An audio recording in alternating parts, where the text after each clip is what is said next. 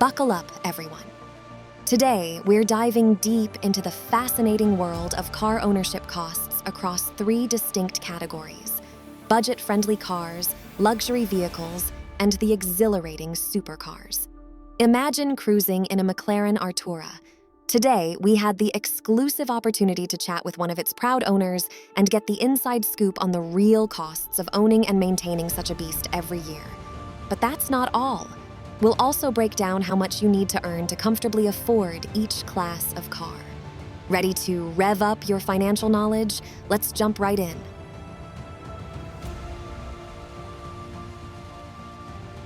For our budget-friendly option, we've selected the 2024 Toyota Camry SE, a four-door sedan. Not the most basic Camry out there, but one of the more entry-level models available. To keep things straightforward, we'll be comparing new cars only, ensuring an apples-to-apples comparison across all categories. According to Edmunds.com's True Cost to Own calculator, this Camry will cost you $457 per year over 5 years, totaling around $915 annually. Why are even budget cars still quite pricey to own? The average American salary is roughly $59,000 a year, so imagine allocating about 15% of your annual income to maintain a new budget car. How does this impact your overall financial health? Granted, some of these costs are hidden and won't hit your pocket every year, but you'll still face them over 5 years, including expenses like depreciation. Why is depreciation such a significant expense for car owners?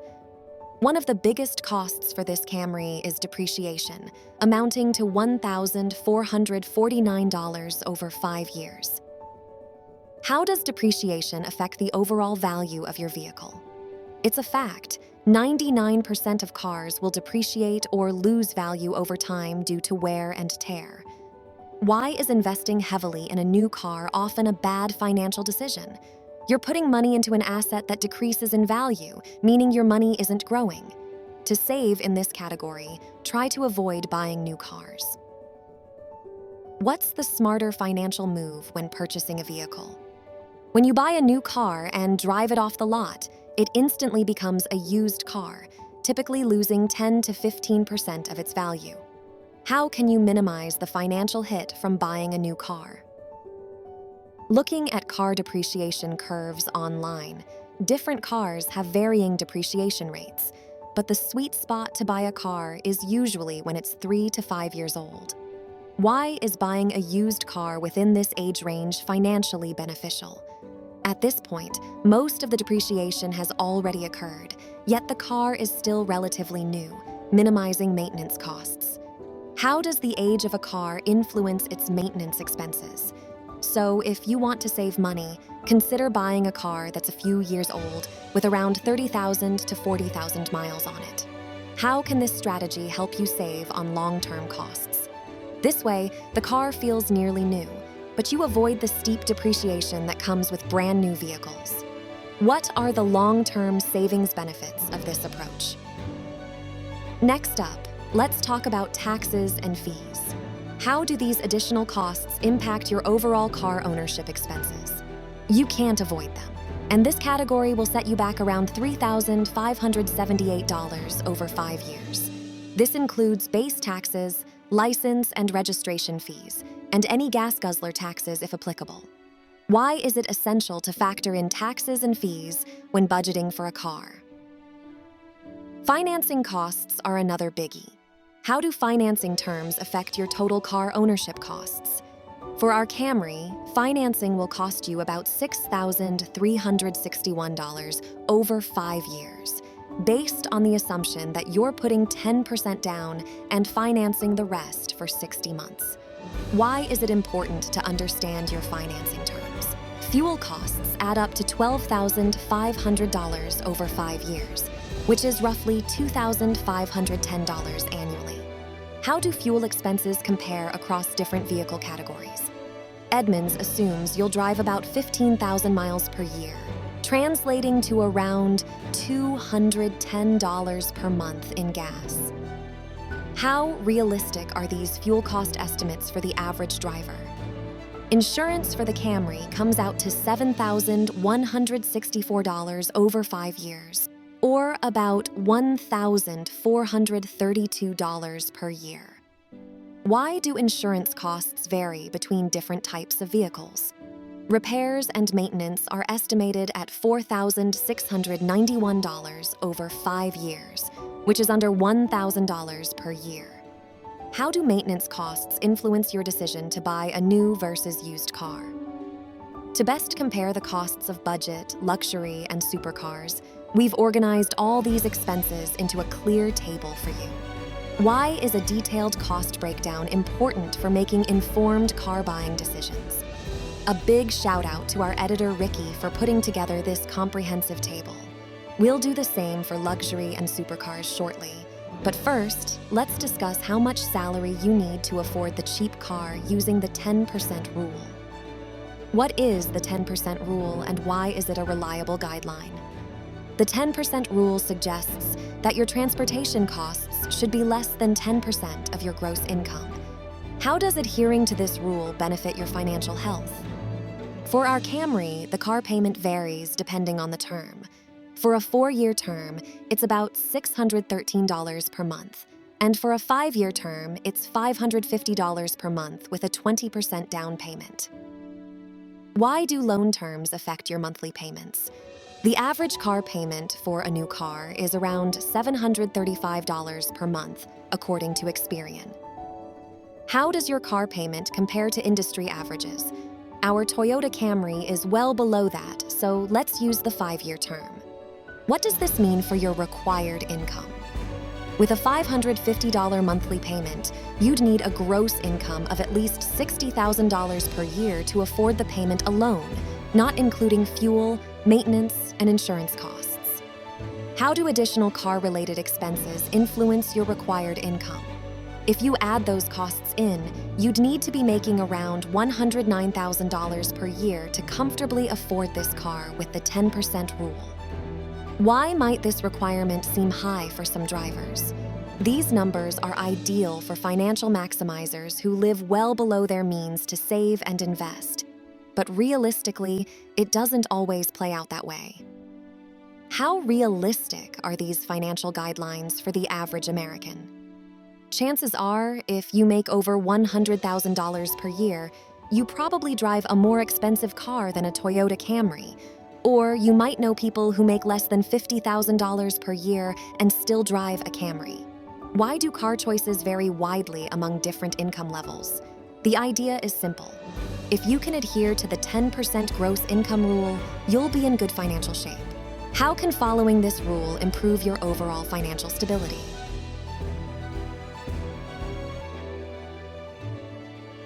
Moving on to our luxury car category, I've chosen the Mercedes GL Class SUV.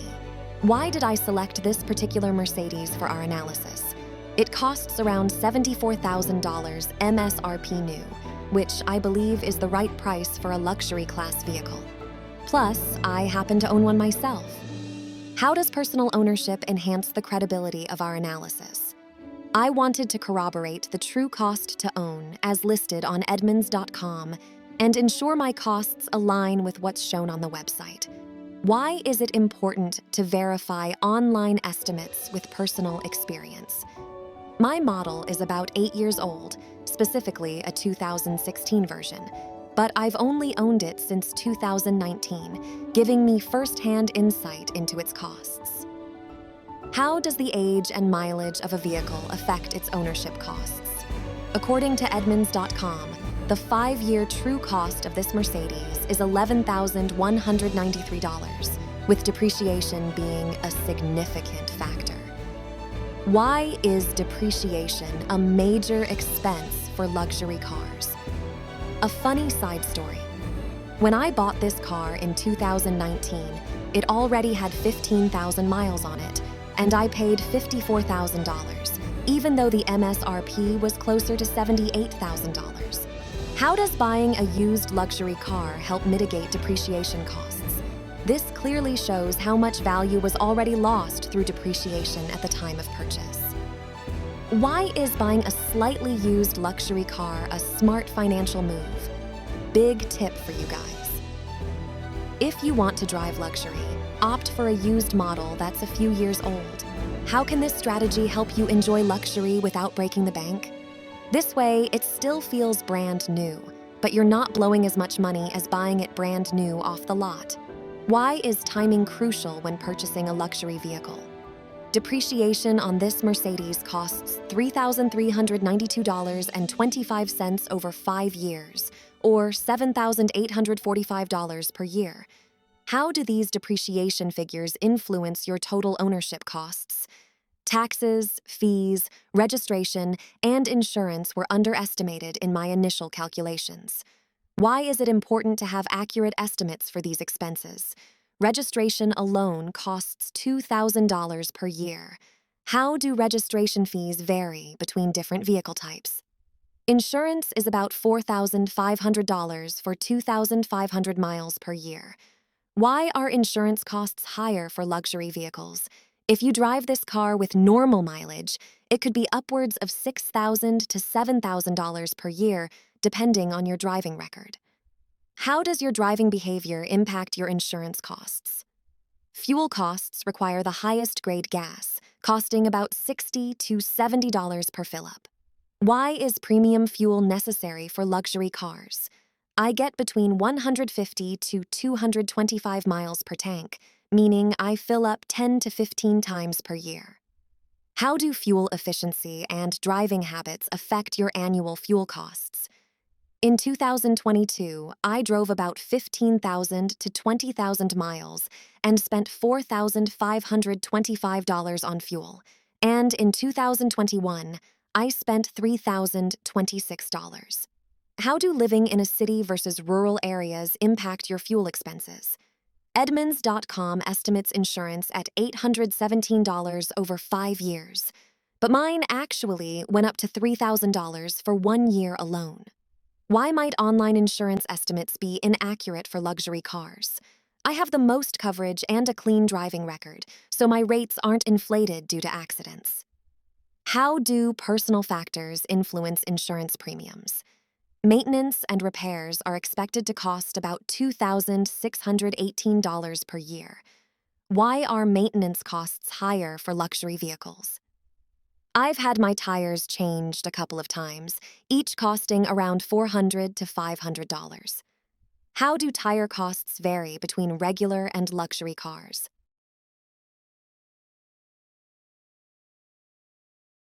Every component in a supercar can be exponentially more expensive to replace or maintain.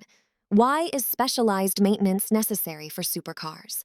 Supercars are rare, so repairs often require special-ordered parts, and service departments don't benefit from economies of scale like those of mainstream brands. How does the exclusivity of supercars affect their maintenance costs? Estimating maintenance costs is tough, but let's say $3,000 annually.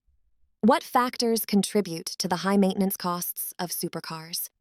Additionally, aggressive driving can lead to frequent tire replacements, adding to your costs.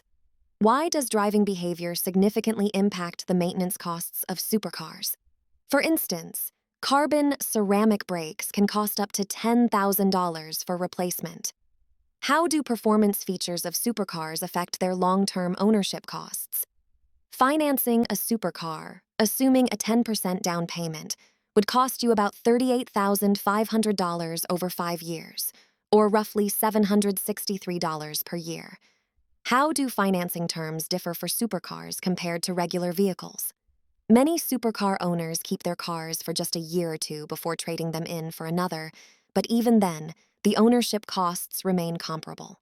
Why might frequent trading of supercars not significantly reduce overall costs? Here's our final comparison table. The annual cost to own a budget car is $9,100, while for a supercar, it's $31,385. How do these annual costs reflect the differences between vehicle classes? Driving a supercar for 15,000 miles could easily double or triple those costs, depending on maintenance and repairs. Why is it crucial to understand the full spectrum of ownership costs before purchasing a supercar? Salary-wise, if your supercar payment is $3,500 per month, you should be making at least $420,000 a year to afford just the payment. How does your income level influence your ability to maintain luxury vehicles? Including other costs, you'd realistically need to be earning north of $600,000 per year to comfortably afford the car. Why are high income levels essential for sustaining supercar ownership? Supercars are best suited for individuals with no debt, fully stocked emergency funds, and the financial freedom to pay for their cars in cash while already having their home and family life taken care of. Why are supercars considered symbols of financial success and stability? Ideally, purchasing a $250,000 car shouldn't drastically alter your financial landscape. How can smart financial planning accommodate high-ticket vehicle purchases?